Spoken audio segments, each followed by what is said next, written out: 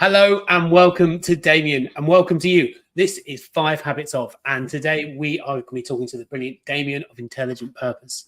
Damian is on the amazing mission to help more businesses think more about their customer service and customer experience. Hello, Damian. How are you doing today? I'm good, thank you. Yes, thank you for inviting me along. It's exciting times. I'm excited to get you here today to get your 5 habits of customers, of leaders who are focused on their customers. So with this, we always get into it because we want to keep it nice and quick. It's lunchtime, so we don't want to take people's time too much. Right. So what is habit number 1 that our leaders should be thinking about in terms of their customers? So I've got it listening to understand. Okay. Which sounds a bit pompous. Some people would call it active listening, but essentially I found throughout my career, everything to do with customer experience starts with listening. And that's maybe listening to your own team. That might be listening to your customers. It's particularly vital to get their input, their wants, their needs. But it's that bit about understanding. So to give you an example I've used before, we did some work with a pharmacy who were listening to their customers, and the customers were saying, while we're waiting for our prescriptions and for our appointments, these chairs are uncomfortable that we have to sit in. So they were like, right, we're going to spend a fortune on buying some new furniture. We're like, whoa. Think about it. What are they actually telling you? What is the understanding? It's not about that. It's about the wait time, having a queue. It's about you're fixing the wrong problem. I mean, by all means, spend some money on furniture, but you need to fix the problem, which is they're waiting too long. Yeah. And so it's that, how do you drill deeper? And weirdly, some of the listening to understanding involves asking the right questions and then paying attention. Yeah. Digging deeper to find out the needs, the wants, and the desires are always going to help you. Yeah, I love it. I was saying, I love the whole thing about the listening to what they're actually saying. The chair's uncomfortable while I'm waiting a very long time to get the prescription isn't get better chairs. It's okay, let's have a think about why they're waiting so long. Right. Yeah. I mean, they've identified 2 problems there for you, which is one, you don't have the world's best furniture, but also, which is useful to know if you ever get into any problems, if there are queues that can't be avoided, if someone's off sick, these things happen. So it's worth knowing. But it's the fact that the problem sits at a level deeper than that. And this is what happens with a lot of people who hear something and then go, right, we'll fix it, quick fix. And then nothing happens and they think, well, this doesn't work. Hang on. You've got to get past the symptoms to get to the root cause of the problem. Because often people don't tell you immediately what that root problem is because they may not have thought about it that way either, which is where the asking the right questions bit comes in. You've still got to tease it out of them. What do you actually mean? Some people refer to it as the kind of 5 whys, or the child, the 5-year-old going, why?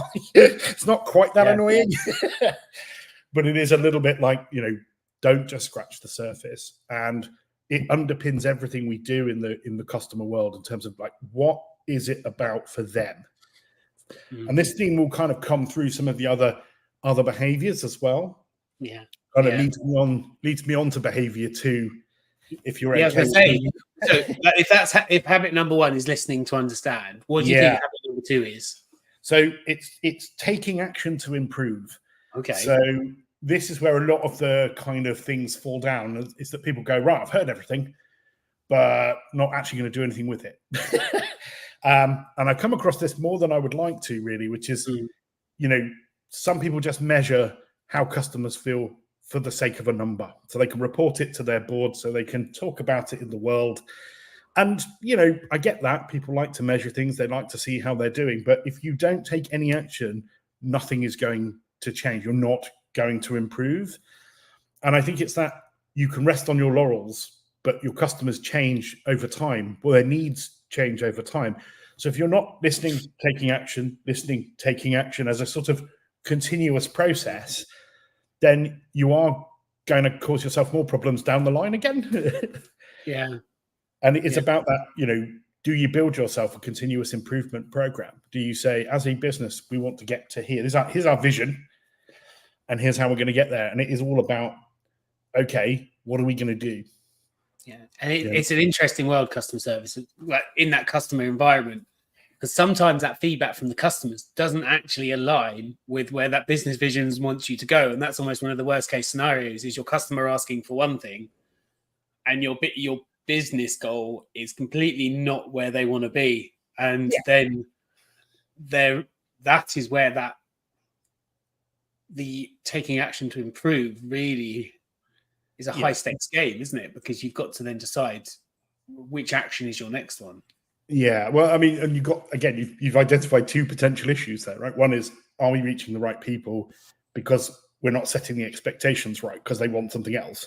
Or how do we evolve to include that as part of our, goal if it's appropriate? I get some businesses want to do this, and if our customers don't want that, that's a big challenge.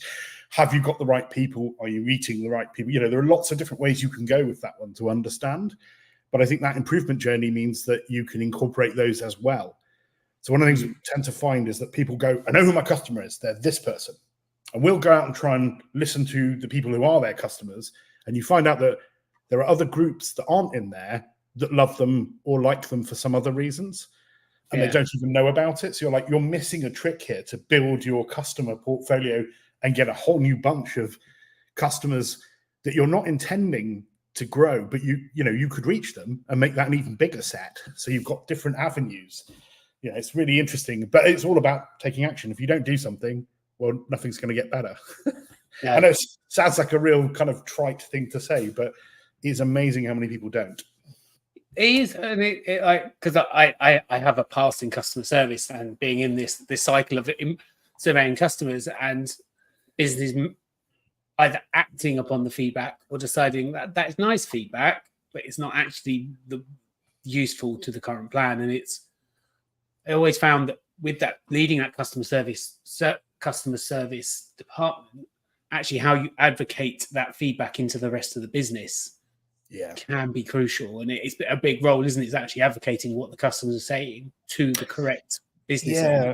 And building that into a business case, so taking what you know internally as well and using those two things to say, why do we either do something different, or, we do something to make it better for those customers? I get sometimes you can't be all things to all people. So you may make a choice, but if you're attracting the wrong people, why? What is happening there? Yeah. And I've had this before where you suddenly find there's a room for innovation because those people are coming to you because they've got nowhere else to go. It's not perfect for them. So they're not happy. They're not your ideal customer for what you're currently doing. But there is a massive innovation opportunity there. And they already have some trust with you because they've turned up. If you have to use a service, love it, but there's a reason you pick the one you go with, right? Unless it's the only people who do it. And they're pretty rare. Very rare indeed. Okay, so that's habit number 2. What is habit number 3? So this is about engaging to build relationships. Oh, okay. I know. And this is both with all of your team internally. So making sure that everybody is on board with the customer mission, that you're building relationships with everybody. Always say what I want people to do is to have everybody in their business think about customers, even if they never speak to one, because it stops you making decisions without the customer in mind, where unintended consequences of something you do internally cause problems externally. So there's a whole big piece there about how do you get everybody hearing your values around the customer and living the way you want the work to go, so that customers just see that shine through the business. But it also has a second element, which is you're building relationships with your customers, because that is incredibly important. And that happens through the things we've talked about. So if you're listening to them and you're telling them why you need their feedback, what you've used it for, what you're going to do with it, and they see you taking action, you're already going to stand out above most brands. Yeah. You're already going to be making a little piece in their head and their heart that says, I might actually be cared about here. I'm not just a transaction to these people. Customers are not stupid, right? They know that they're a part of money transaction. Yeah. They want to feel more than that. They want to get that value for money from everything. And some of that is intangibles, right? It's feeling part of something. Why do the biggest brands do as well as they do? Because people that feel like they're part of something, they have a relationship with that brand. And this one, I think, is going to sort of really skittle into the final 2 as well. Yeah. So the building relationship is really interesting because it's someone. If you think of someone like, if we go big, like someone like Nike.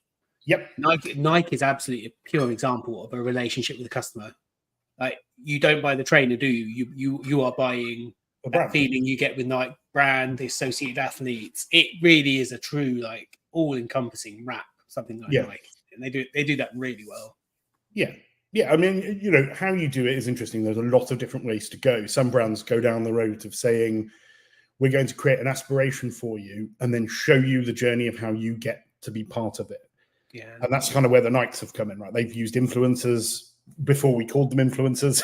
Yeah. You know, they've used that kind of brand identity, but also look at their marketing and the way that they just do it, and look at the way that they're sort of making it all about you too can be somewhat elite sports people. You know, they marry that up as saying it's a lifestyle, and it's a lifestyle that you, through us, can feel like you're part of. And that's what I mean about sort of building that that engagement with them, because you've got to bring them on that journey. They don't just show up and go, I need some trainers. Oh, I'll buy these ones because these make me feel like this. You know, that takes a bit of time. Yeah. And so, yeah, you know, there are different elements to it, but that's all part of the relationship building. You know, take it outside of that to smaller solo businesses. Every piece of marketing, LinkedIn post, everything you put out there is the beginning of a relationship with your audience, right? It's the beginning of them building some idea of who you are and why they should trust you, why they might want to follow you or engage with you or buy from you. It's all part of that journey. And that's where you need that level of kind of engagement and consistency to make sure that people are putting those pieces together, you know, and some of that can be done by using customers themselves. You know, getting reviews and recommendations out there is an amazing thing. You know, when we're buying things, we're all looking around and about for evidence of, well, why should I buy from this person? Yeah. And you either get it from them or you get it from their existing customers. Yeah, that customer advocacy piece has just, over the last few years, has just gone off the scale, hasn't it? Is that if you're a customer, you can absolutely go and shout out about something, and you can become online famous. You don't even have to be real world famous. Like, true. But you can be the whole influencer thing. You said, like, you can be famous on Instagram, but nowhere else in the world.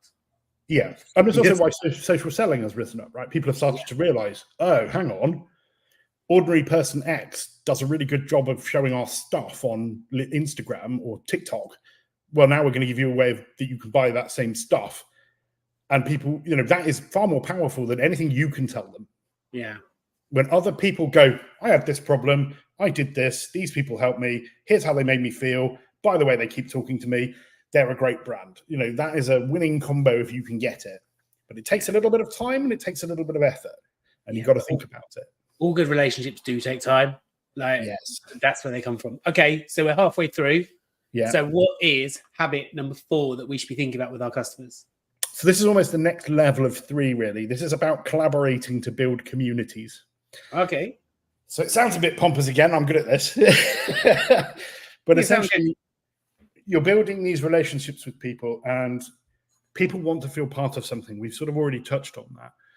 Building a customer community around your brand is an absolute winner. When people are talking about it themselves, when they're going off and creating content online, you know, as you've said, these are the way in which you keep people hooked into a brand that's bigger than the transaction or the product or the service that you're selling.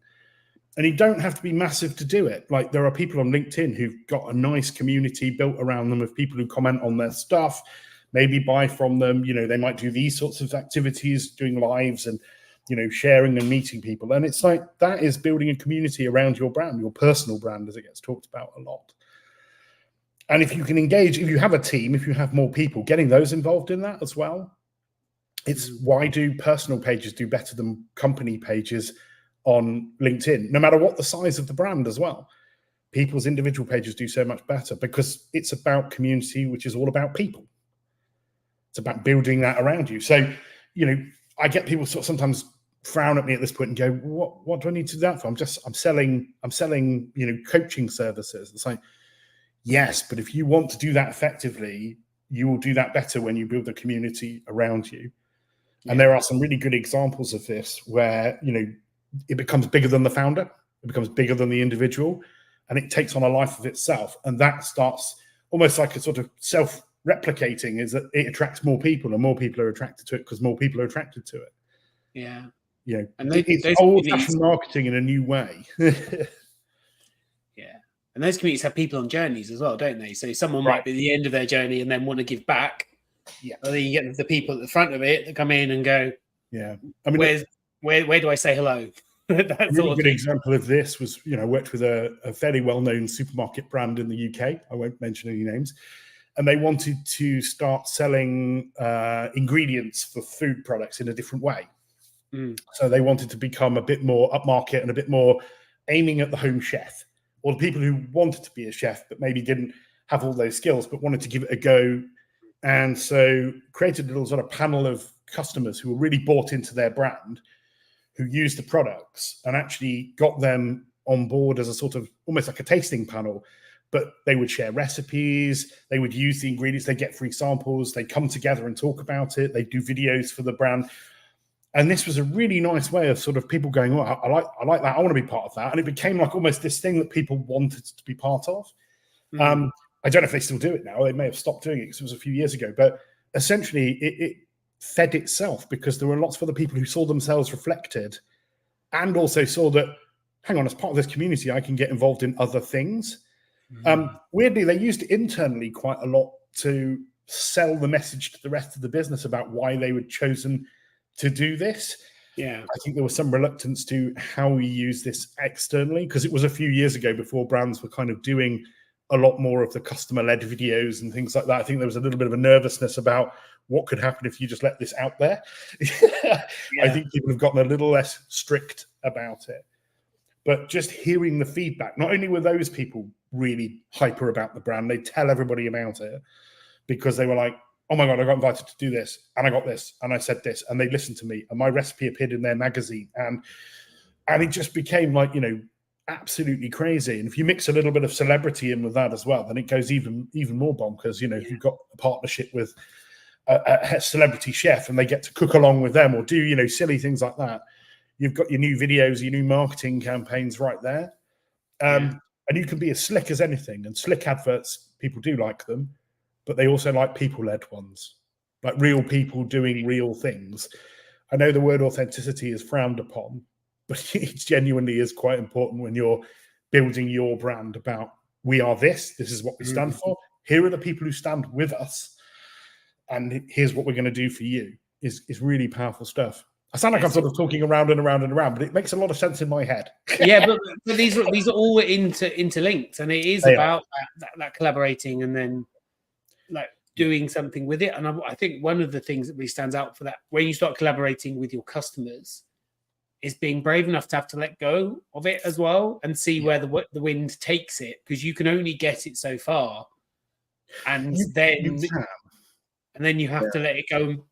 But that's a sign of your business is growing and something's happening. Because if you don't need to pull the strings and you can just put it there and someone else explains it to someone else and they get it, a lot of your work the early work has been done. And if you do that early groundwork, if you set the rules, if you set your brand values and you do all of those things with that customer thinking, it never goes too far away from the shore.